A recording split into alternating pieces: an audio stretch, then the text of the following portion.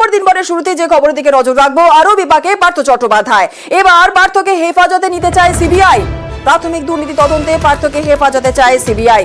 আরও বিপাকে পার্থ চট্টোপাধ্যায়। আরো বিস্তারিত জানবো, আমাদের সঙ্গে অমিত সরকার আমাদের প্রতিনিধি রয়েছে।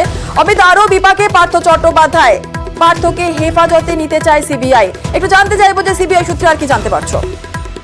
দেখো, পার্থ চট্টোপাধ্যায় প্রাক্তন শিক্ষামন্ত্রী আমাদের রাজ্যের, তাকে এবার প্রাথমিক নিয়োগ দুর্নীতি মামলাতে নিজেদের হেফাজতে নিয়ে জিজ্ঞাসাবাদ করতে বা জেরা করতে চাইছেন সিবিআই আধিকারিকরা। 2022 সালের জুলাই মাসে ইডির তরফে এই প্রাথমিক নিয়োগ দুর্নীতি মামলাতেই পার্থ চট্টোপাধ্যায়কে গ্রেপ্তার করা হয়েছিল এবং পরবর্তী সময় এসএসসি মামলাতেও সিবিআই তাদের নিজেদের কাস্টডিতে নিয়ে পার্থ চট্টোপাধ্যায়কে জিজ্ঞাসাবাদ বা জেরা করেছে।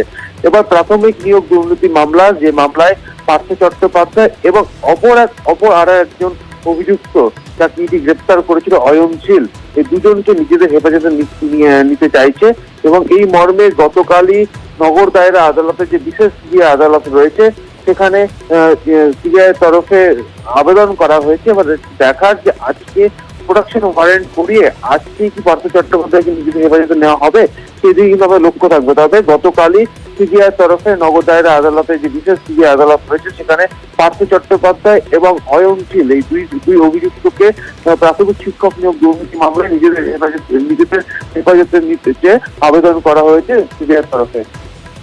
বেশ, ধন্যবাদ অমিত।